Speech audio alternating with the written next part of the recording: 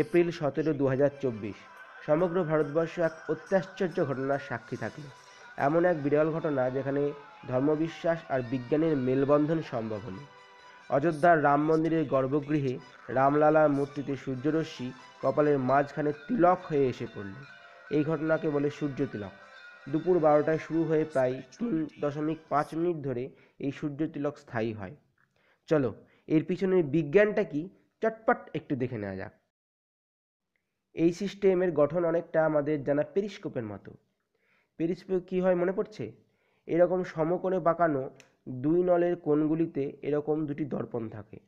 প্রথম দর্পণে আলো এসে পড়লে প্রতিফলনের পর দ্বিতীয় দর্পণে পড়ে, আর তারপর দ্বিতীয় দর্পণে আবার প্রতিফলনের পর আমাদের চোখে এসে পৌঁছায়। এক্ষেত্রে মন্দিরের চূড়ার দিকে একটি দর্পণ বা মিরর বসানো হয়েছে। সূর্যরশ্মির চূড়ার এই মিররে প্রতিফলনের পর এই দ্বিতীয় মিররে এসে পড়লে তা আলোটিকে চূড়ার মিররের সাপেক্ষে 90 ডিগ্রি কোণে প্রতিফলিত করে। এই রশ্মি তখন চূড়া থেকে এই টিউবের মাধ্যমে গর্ভগৃহে আসে। গর্ভগৃহে আরও দুটি মিরর থাকে, যার মধ্যে এই রকম মিররটি আবার রশ্মিটিকে পূর্বের সাপেক্ষে 90 ডিগ্রি কোণে প্রতিফলিত করে। শেষমেশ রশ্মিটি রামলালার কপালে এসে পড়ে ও সূর্য তিলক সম্পন্ন হয়। সত্যি কি সাধারণ কিন্তু আশ্চর্য সিস্টেমটি, তাই না? এই অপটোমেকানিক্যাল সিস্টেমটিতে ম্যানুয়ালি সামান্য অ্যাডজাস্টমেন্ট করলেই প্রতি বছর সূর্যরশ্মিটিকে রামনবমীর দিন এভাবে ফেলা সম্ভব। এখানে সমস্ত পাইপগুলি ব্রাশ বা পিতল দিয়ে তৈরি।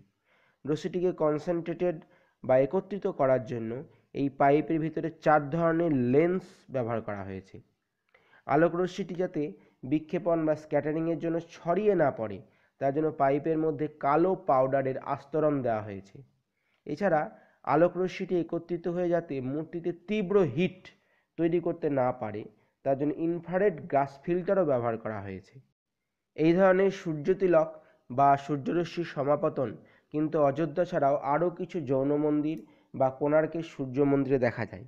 তবে এগুলি শতাব্দী প্রাচীনকালে নির্মিত হয়েছে এবং সেখানে এরকম কোনো দর্পণ বা লেন্স সিস্টেম ব্যবহৃত হয়নি।